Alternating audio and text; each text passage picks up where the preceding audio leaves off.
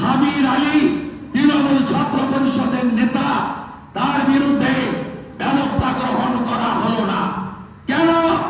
হরিণঘাটার নগর উপড়াতে headmaster মশাইকে গিয়ে আল আমির মন্ডল তৃণমূলের বুথ সভাপতি, তিনি গিয়ে সরস্বতী পুজো এখানে করা যাবে না হুমকি দেওয়ার পরে কেন তার বিরুদ্ধে ব্যবস্থা সরকার নেয়নি, পুলিশ নেয়নি, এমনকি তৃণমূল কংগ্রেস নেয়নি? আজকে তার প্রতিবাদ আমরা করেছিলাম। আমরা মা সরস্বতীর অপমান, তার প্রতিবাদ করতে গিয়ে সাসপেন্ড হয়েছি। আমাদের এতে এতটুকু দুঃখ নেই। আজকে এই মুখ্যমন্ত্রী বিধানসভায় বক্তব্য রাখছেন। এই মুহূর্তে আপনারা জানেন এই বিধানসভাকে কলুষিত করেছেন এই মুখ্যমন্ত্রী। এই মুখ্যমন্ত্রী নভেম্বর মাস 2006 বিধানসভার মেম্বার না হয়েও তিনি এখানে ঢুকে সব আসবাবপত্র ভেঙেছেন। এই মুখ্যমন্ত্রী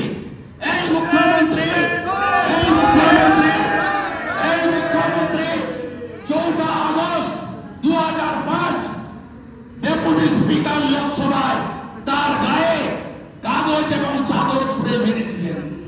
এই মুখ্যমন্ত্রী আজকে এখান থেকে লাইভ করবেন আমরা জানি, কারণ এই বিধানসভা হাউস বিলংস টু অপোজিশন নেই। এই বিধানসভাকে সরকার যেমন চালান, পার্টি যেমন চালান, পরিবারের সম্পত্তি হিসাবে একইভাবে তিনি এই বিধানসভাকেও নিজের প্রপার্টি হিসেবে ব্যবহার করেন। গতকালই বলেছিলাম যে উনি আসবেন, উনি অনেক ভাষণ দেবেন, মিথ্যার ফুলঝুরি ছড়াবেন, আর লাইভ হবে। আপনারা কেউ জানতেন না। 2 মিনিট আগে আমি যা বলেছি তাই মিলেছে। এবং আমরাও নো সেটিং অপোজিশন, বিজেপির অপোজিশন 2001 থেকে 6 সিপিএম অপোজিশনে ছিল। এলওপিকে একদিনের জন্য সাসপেন্ড করেনি। 2006 থেকে 11 কংগ্রেস ছিল, কংগ্রেসকে তারা বাধা দেয়নি। 2016 থেকে 21 কংগ্রেস ছিল, 11 থেকে 16 সিপিএম ছিল, বাধা দেয়নি। কিন্তু বিজেপিকে প্রতি পদে পদে বাধা দেওয়া হয়। আমাদের মুখ্যমন্ত্রী, যিনি 14 বছর ধরে পুলিশ মন্ত্রী, স্বাস্থ্যমন্ত্রী, আজকে একটাও পুলিশ বাজেট হয় না, ডিপার্টমেন্টাল বাজেট। আগে বৃহস্পতিবার ছিল স্বরাষ্ট্র দপ্তরের প্রশ্ন উত্তর, কলিং অ্যাটেনশন মেনশন, পরে উনি চেঞ্জ করে সোমবার করেছেন। একটা সোমবারও প্রশ্ন নেওয়া হয় না। এই রাজ্যের আইন শৃঙ্খলা তলানিতে অপরাজিতার বিল ঢাক গল্পে দিয়ে এনেছিলেন, আমরা সমর্থন করেছিলাম। আমি সেদিনই বলেছিলাম আপনি ত্রুটিমুক্ত বিল এনেছেন তো পাস করানোর দায়িত্ব আপনার। আমরা সবাই ভোট দিলাম, আপনি পাস করিয়ে আনুন।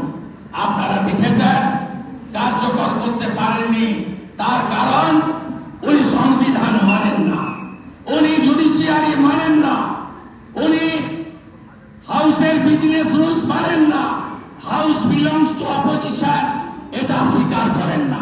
পাঠাগারের কমিটি, সামান্য ক্লাব কমিটি, পূজা কমিটি, সব কমিটি, শ্মশান কমিটি, কবরস্থান কমিটি সব ওনার দখলে চাই। গোটা রাজ্যকে উনি একনায়িক তন্ত্রতে তিনি নিয়ে যেতে চান। তাই এই মুখ্যমন্ত্রী গোটা বাংলাকে শেষ করে দিয়েছেন। রাজ্যপাল মহোদয়ের ভাষণে যেগুলো আছে, আপনি বছর ধরে প্রধান বিরোধী দল হিসেবে বাংলার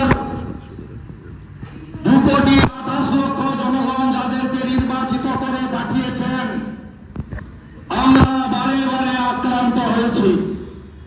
আমি এবং আমার অসংখ্য ভারতীয় জনতা পার্টির বিধায়ক কলিগ, তারা আজকে বিধানসভার প্রবেশদ্বারে সিঁড়িতে দাঁড়িয়ে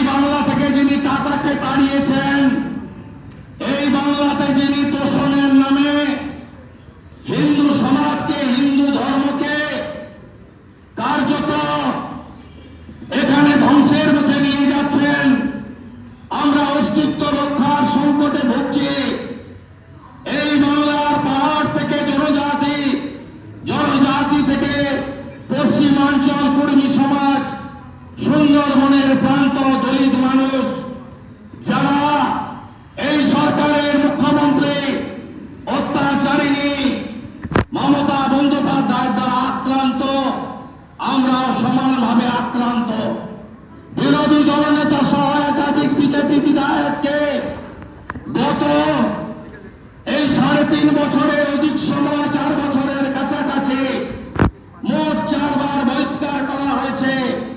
প্রথমে 5 মাস আমরা মহামান্য হাইকোর্টে গেছি, মহামান্য বিচারপতি রাজাশেখর মন্তার হস্তক্ষেপ হয়েছে এবং ওনাদের অনির্দিষ্ট সময়ের জন্য আমাদের বাইরে রাখার সিদ্ধান্ত পুনর্বিবেচিত করতে ওরা বাধ্য হয়েছে হাইকোর্টের হস্তক্ষেপে। পরবর্তী সময়ে 3-3 বার 1 মাস করে বহিষ্কার।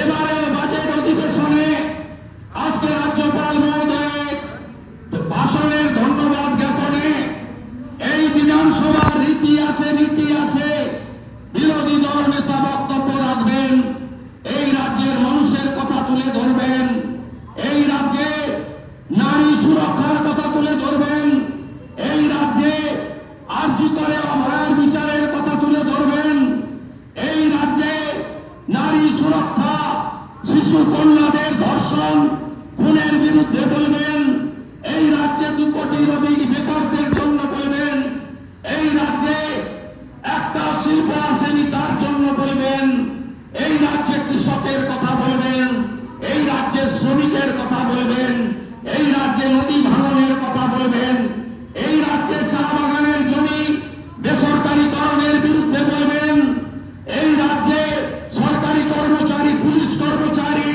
কেন্দ্রীয় হারে দিয়ে 7th পে কমিশনের কথা বলবেন, এই রাজ্যে অবিলম্বে আয়ুষ্মান ভারত, অবিলম্বে প্রধানমন্ত্রী ফসল বীমা যোজনা, এই রাজ্যে বিশ্বকর্মা যোজনা, এই রাজ্যে বেটি পড়াও বেটি বাঁচাও যোজনা, এগুলো তুলে ধরবেন।